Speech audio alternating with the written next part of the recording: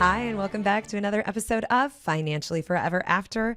We are your hosts, Lindsey and Brett, the Moneymaker Schunkweiler, isn't here today. We actually have a special guest in the house. Yeah. Who are you? I am Courtney Brandt, also known as Lindsey's younger sister. Got to put that younger in there. Yeah. Though not very many people do know. Which I used to think that was such a compliment. I'm like, yeah. And I used to be so mad about it. And now that we're not in our 20s, that makes me sad. Yeah.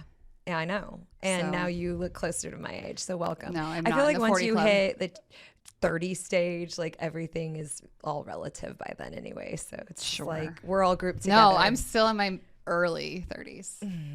36 is still early. It is. I used to say that too, and Brett's like, no, once you're past 35, Yeah, because you are no I'm longer closer. considered Okay, fine. early 30s. You're Mid, You're but not late.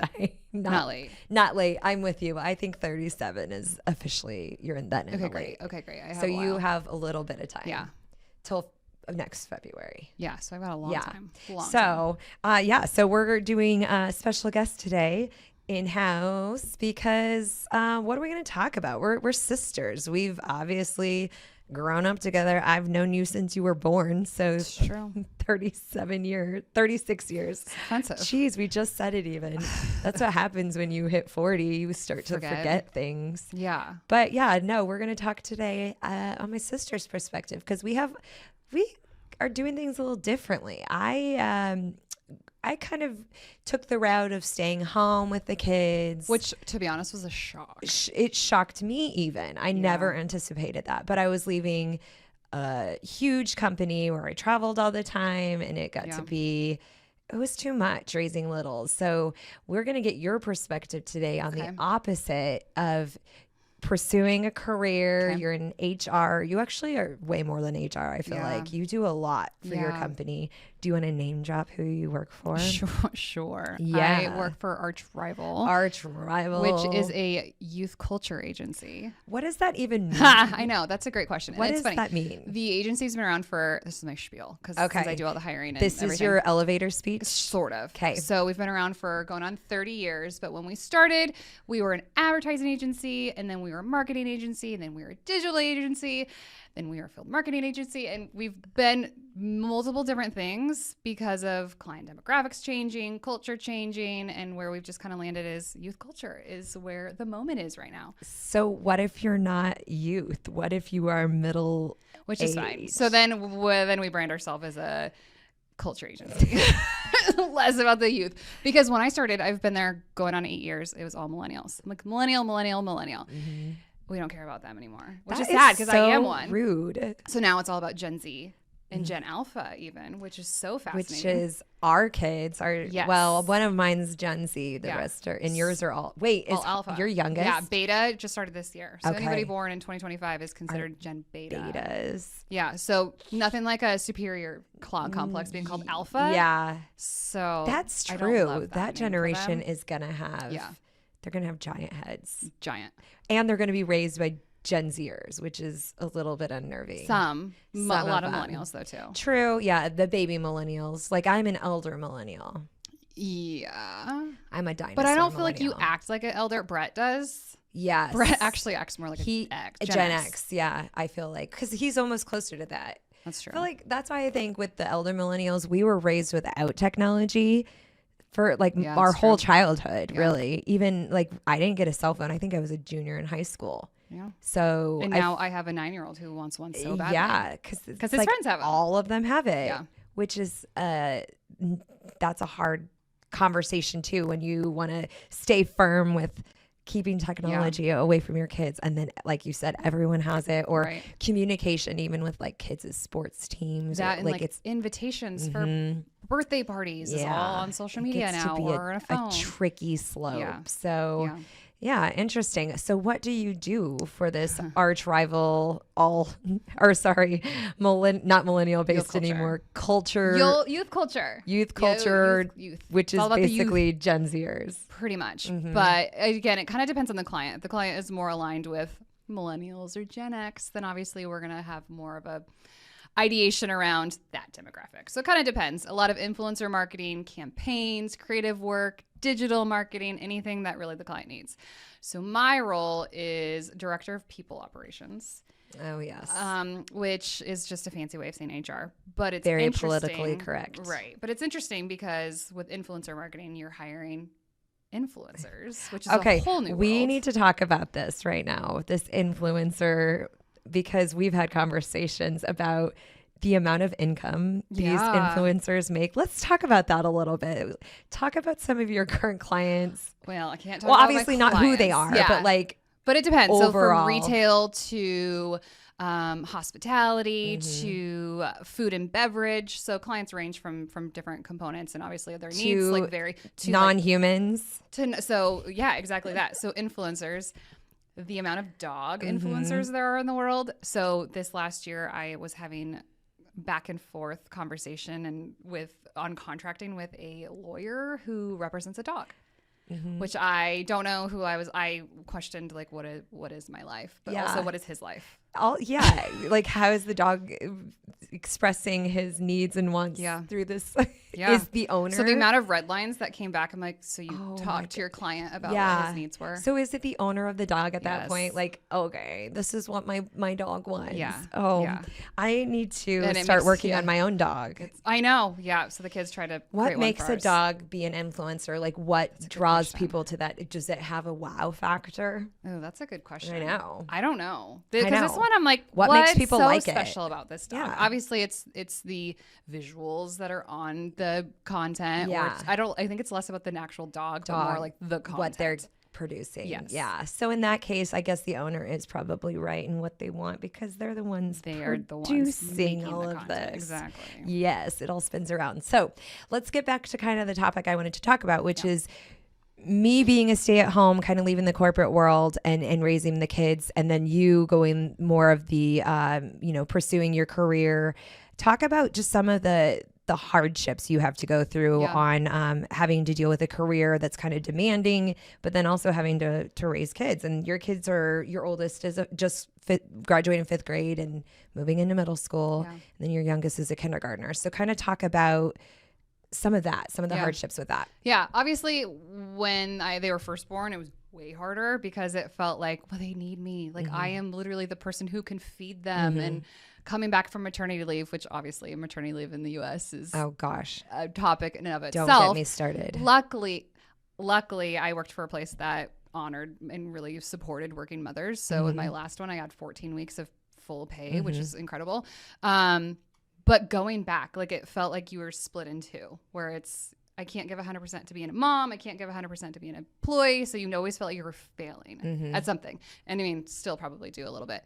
But it was like a little bit of an identity crisis because it was, well, who am I beyond mom or employee or wife or sister or daughter?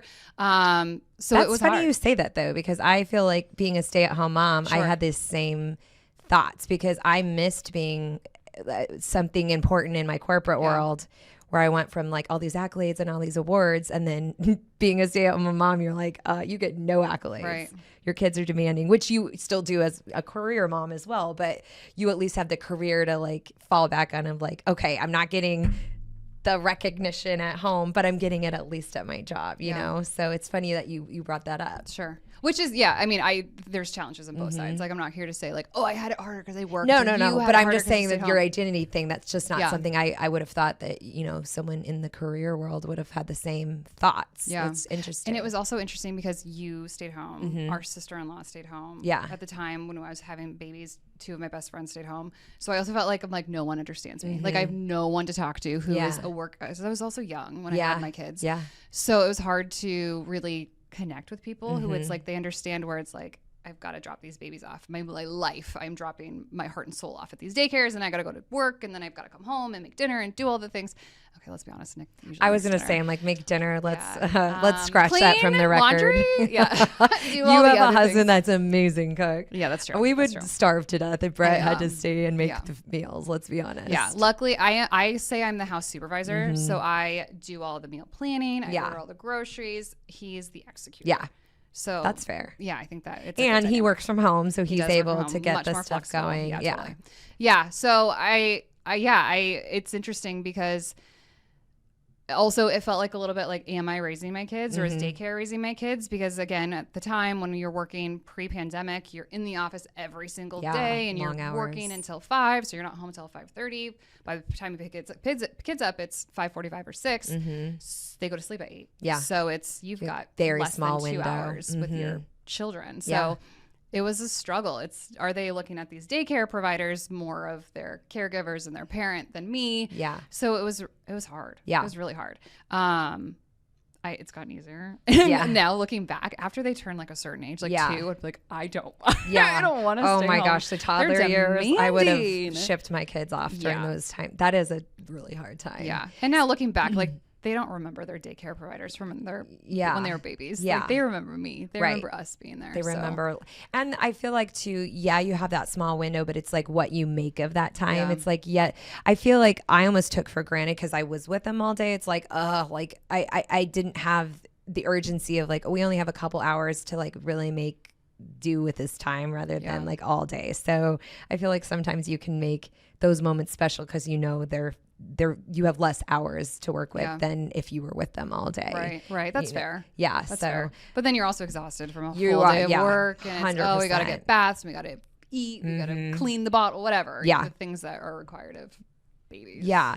Now, isn't it so funny to think back about babies though? Doesn't that feel like it was a different life? It's annoying too.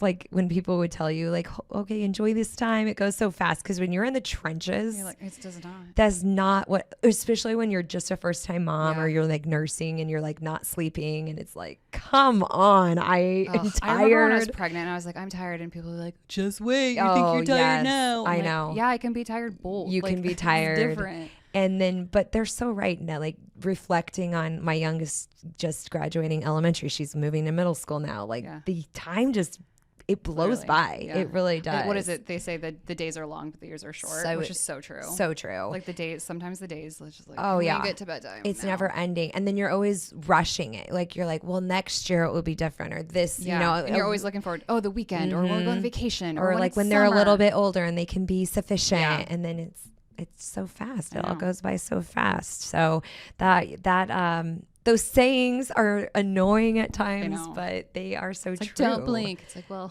I'm going to. Yes, exactly. So talk a little bit more about just how do you handle sometimes you have to travel and just with the kids, because now you're in a different stage of their lives of having activities and birthday parties and things that when they're little, you really don't have to worry about that much too. Like, how do you time manage as a career mom? Yeah. Well, I mean, I have an incredible partner, thankfully. You do, yes. So that helps. It helps with him being home. Because you have practices sometimes starting at 3:30 in the afternoon. Exactly. Like, how do they make that work for parents that I don't know. I always say, work? like, you have to have a job to pay for like these things that they're in, but you can't have a job where you can't get them there at 3 o'clock. Exactly. So it's like, or you have a great nanny or babysitter. That'd be the only other I mean, I can option. imagine having a place that's not flexible. Because to your point, my husband does stay home and work from home full time. So he's got great flexibility. I also have great flexibility with it too. Yeah. But I probably do rely on him more to do more of those things, which I feel bad for sometimes, but I am the one who goes into the office. So it's like, and I feel like my role might be a little, I don't know if this is fair, but I feel like it's a little bit more demanding. I'm on more meetings. Yep. I've got more people I'm quote unquote responsible for. So he can kind of work around that. So he's got more of that flexibility. So that's obviously huge. To your point, I do travel a lot. Yeah. So it's like, okay, what are you having this week? Where does everybody have to be? Kind of like outlining, like, what does that schedule look like? And then, like I said, he executes, which I think is actually a good point, because if there are listeners out there, let's say their husbands are stay-at-home dads, they don't have a job, but they're actually stay-at-home dads.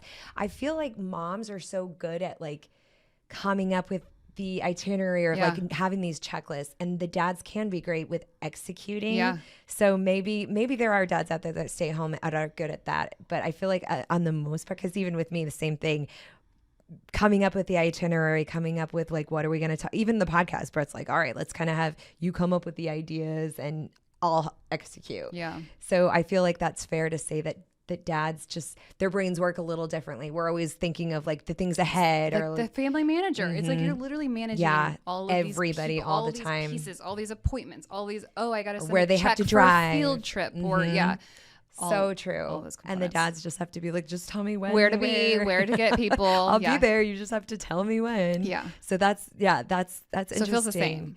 Yeah.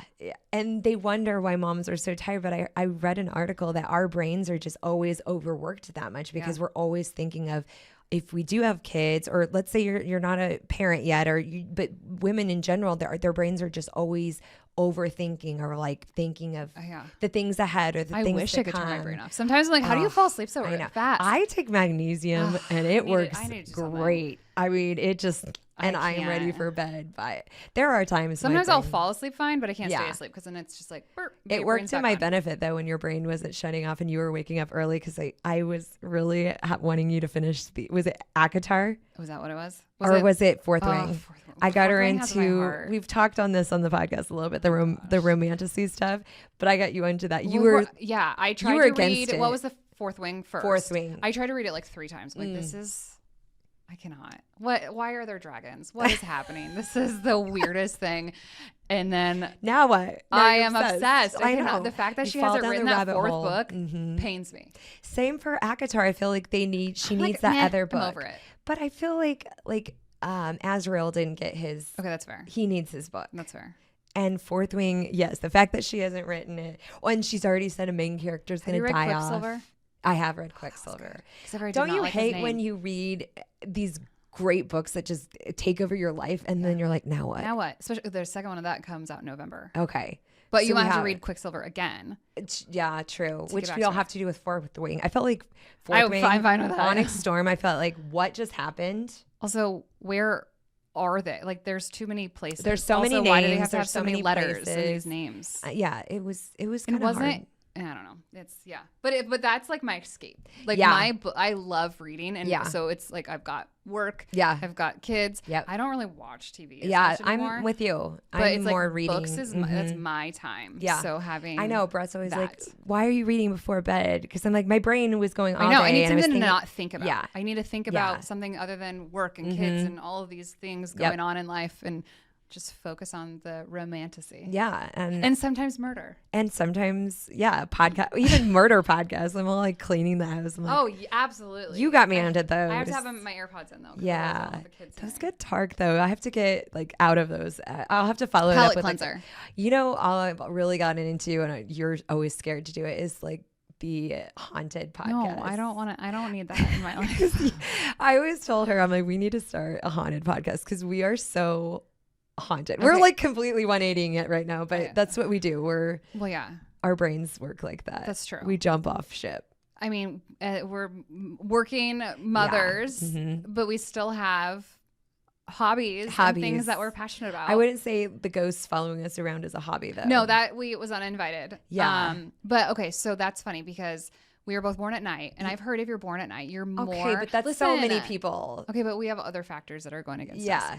But one of my kids was born at night, and he's the spooky ooky one too. Okay, that's interesting. I'll have to look. Well, no, Everly was born in the afternoon, and she's spooky ooky. Okay. Well, so I didn't tell you this. So my middle one's practical. She's her brain is logical. She's definitely her dad's daughter.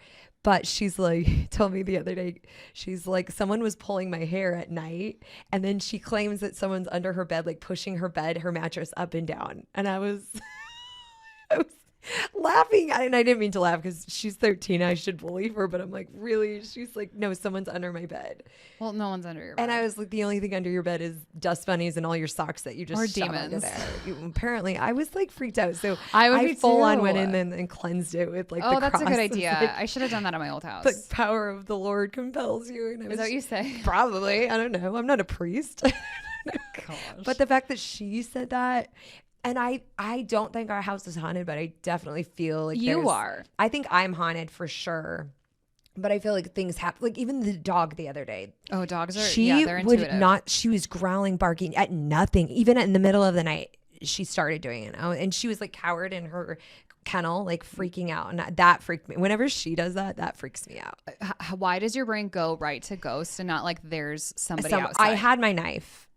I was like going around like this, but no, I need like, did you ever watch Supernatural? Like the Dean Winchester, not all of it. But they had the silver bullets for the ghosts. Oh, yeah. I'm like, I need one of those. And then also a real weapon. I don't know for a if real it's person. like if it's I don't know. Not all spirits are bad. No, that's true, but I just don't know. How do you tell? How can you tell? I think how it makes you feel. Oh, well, I always feel scared regardless. Then maybe I got the good ones and you got all the bad ones.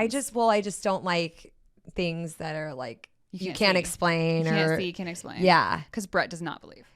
Well, so we had something happen at the house. You know this story, but so we have a long farm table. It's like 12 feet, maybe 10 feet. I don't know. It's long. But then we also have a little breakfast nook by it. And the middle of the night, it was probably 3 a.m. because that's when all this stuff happens, it seems to. Yeah. But we have this like wooden frame in the breakfast nook, and we had this like loud bang crash. But that felt good on people's ears. Yeah. Well, I had to give them. It's not everybody's watching. That's fair. They might be listening, so they have to hear the sound fair. effects. But yeah, so it wasn't like a kunk. It was just a slam. And this picture was like halfway through this farm table on the floor, laying flat down, like it had been flung off the wall. Yeah, that's so weird. And even he couldn't explain it. But of course, he went right back to bed. He was like, oh, I don't know how that happened. We checked the nail. The nail was still on there. It wasn't like what the did you nail want him gave to out. do? I wanted him to like investigate with it, like figure it out. Like, but if his logical brain can come up with an explanation, then I'm okay. Would you ever get a voice box? Never. No. I've sent you this lady on Instagram that she has a voice box. Her house is apparently really haunted, and she'll be getting ready like makeup tutorials, and the ghosts are like talking to her. Ew. I would never. No. I would never want to invite that in. No. You know, part of our problem. Our parents had a Ouija board growing up, and we just played with it like it was a toy. Like, what were we thinking? That's probably where it started. So yeah, this has nothing to do with love, relationship, or actually relationships. Maybe ghost relationships. Your relationship with ghosts? Yeah. Well, you have them too. That's true. Yeah, we're both a little haunted. Yeah. You've had stuff where have you ever entered a room and you're just like, I can't explain it, but no. Feels off. Yeah. Yeah, totally. No. We traveled with the kids this summer to Italy, and there was our hotel room. I was like, I don't know what's in this room. I cannot. Like, it's freaking me out. Yeah, no. So. Ugh. No, I've had 2 separate mediums tell me it's not my house. It's me that's haunted. I'm like, I don't love that for me. That could be. But so when you travel, they just follow you? Apparently. But I don't ever feel anything when I'm traveling. Yeah. I would be interested to know who it is that you're attracting. I don't know. You get a good feeling though? Yeah. I don't at all. Well, it's like always when I'm in between sleep. Oh, I have that too. Yeah. And then that's when I feel the most activity. That's gross. I don't know. I just know when I used to travel, there was one time I was at a hotel room and I full on went downstairs and asked for another room. Yeah, I remember I could not. That's funny. That room, something was wrong with it. You should have looked into the history of it. I did, but it was just like a Holiday Inn. Like, it wasn't like, oh gosh. I don't know if it was the land or that particular room, but I don't think if a dead body, like someone died in there, I don't think they're going to put that on their website. Yeah. And it's funny because all the like when things happened at our old house, and there was like a lot of weird things. Nick was like, no. Until we moved out, he's like, no. There was a couple times when he was like, scared.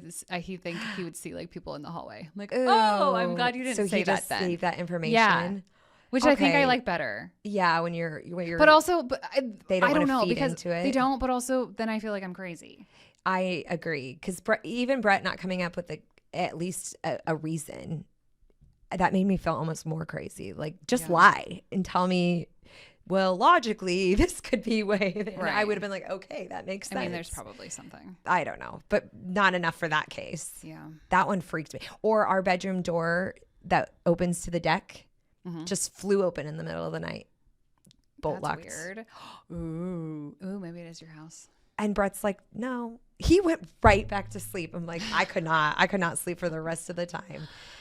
So we're getting off of subject where this is what happens when you're sisters. But circling back, I want to touch, because Brett's not here, a little bit about financial stuff. Oh, okay. Okay. So I don't know. Ask my financial guy. I know. He must be really smart. He's okay. What would you say, like first getting married, having careers at the time, what were some of the things that you felt really worked, or some of the things that you wish you would have done looking back? Is there anything particular? And it's funny because, again, I was so young when we got married. Yeah. I just turned 22. You were a baby. I was an infant. Like, who let that happen? I told you to wait. There's no talking me out of things. There isn't. I know. I remember a plate being smashed at my head. I won't quit. I think it was a glass. I think you're right. I know. It was a glass. I think I have control. Not issues. I like to be in control. You do. And so I took over full control of all of our finances. Okay. And I think that was good. Which is kind of funny because your husband is like kind of numbers oriented, and which I would have thought he would have wanted. Yeah. But you needed the control. I needed the control. Do you feel like that helps with your spending or makes it worse? I think it makes it fine. Okay. I'm not a big spender. Yeah. He doesn't spend anything. Yeah, I was gonna say he doesn't spend at all. Yeah. So maybe he should. Yeah. But it's funny because people at work will like ship things to the office instead of home because they're like, we they're have to hide it, or they'll have cash and they're like, it's my secret money. I'm like, I would that's never. weird. Yeah, I know. So I think me having control is for the best. Yeah. But all of our finances are together. Which I think is the right move. Mm-hmm. For you guys. For us. Yeah. It's totally like user's choice. Mm-hmm. Like if people want to have separate, I know a lot of people who do, or they have one together and then they both have separate. Mm-hmm. Like that works for them. But we're all together. Yeah. I've got control. Mm-hmm. So I don't know. He might have a different answer, but I think it works for us. Yeah. Okay. And then anything that we need questions about, we hit up Brett. Yeah. Financial expertise, which is funny we bring this up because we just did a podcast episode last week about starting early on. So all these new graduates, you think that, I have to wait till I have a certain amount of money or a certain age, or I don't have $1 million, so I can't invest, or I can't meet, or 100,000, whatever your number is, thinking that you have to have a lot of wealth to meet with a financial professional. And he talked about this. You really don't. No. Even fresh out of high school, let's say your plans is to go right into the workforce, or maybe you're going to take a year off before you hit college, whatever it may be. Meeting with a financial professional to kind of go over just a budget or a spreadsheet of like, how are you spending? Sure. What are your goals? What are your financial goals? And there's lots of professionals out there that can meet with you to talk about this stuff, because either validate what you're doing or give you pointers on how to increase things or suggestions on how to change things. It's so true. Because I was misconstrued of like, well, I need to take out all these credit cards because I have to build up my credit. Because our mom was very anti credit cards. We did not have a credit card, so we had like no credit to our name. And then Brett was just kind of starting to get into the financial business, and he's like, "You don't need all of these credit cards." I had like every store was like, "Would you like to take a credit?" You're card? like, "Absolutely, yes, like, I would." Yes, and that was stupid because then I didn't even know which ones I had it for. Yeah, and then how do I close them? Because I don't know where they're at. But I felt like my credit was good because I paid them off. Right. At the time. I think it was better than Brett's because I had more. Yeah, but even if you have it open and you're not using it. Yeah. That like, do you get it though? I don't think you do. I think you have to put money on it to get credit. I don't think just opening it you do. I think it dings your credit score if you open it and you don't use it at all. Oh, I didn't know that. I mean, we might be wrong. Brett, can you hear us? I don't know. I'm like not a big credit card person either, that's so true. I can't speak to it. Because when I wanted my Target card, can I say Target? Yeah. When I wanted my Target card. Target hit us up if you want us to represent you. That was my sell to Nick. I'm like, well, no, it's a debit. It's attached to your checking account and you get 5% off. And he's like, well, that just means you're going to spend more there. But I go, but I'm going to do it anyway. So might as well get the 5%. Exactly. That's what we always say. Or like for us, we fly a lot. So we use Southwest cards because then the points, we can get free flights. Brett brings up a good point with credit cards, though, is making sure if you're going to take out a credit card, you're paying it off every month, because that is where you don't want to get into that debt. The interest rates are insane. Yeah, exactly. It's just a never-ending cycle. So that would be, young us looking back. I didn't need as many credit cards, but maybe building up some points and things like that. I didn't really look into that because I was just like, oh, Dillard's, Yonkers, you want me to get a credit? Sure, I'll do it. Old Navy, hello, yes, I'll buy an Old Navy. Right. So it's not stuff you really think about. But the years just go so fast, and you just, especially when you're married and raising kids and thinking about some of the things you did or didn't do, there's so many things. And looking back, financially speaking, we made a lot of dumb mistakes. Sure. And I think a lot of people will. It's just a you live, you learn situation. Yeah, I think you have to. Like the things you learn from making mistakes are so valuable. Exactly. To know not what to do in the future or what to do differently. Yeah, exactly. So, it was good having you on today because like I said, I wanted to get a career mom's perspective of how. Yeah.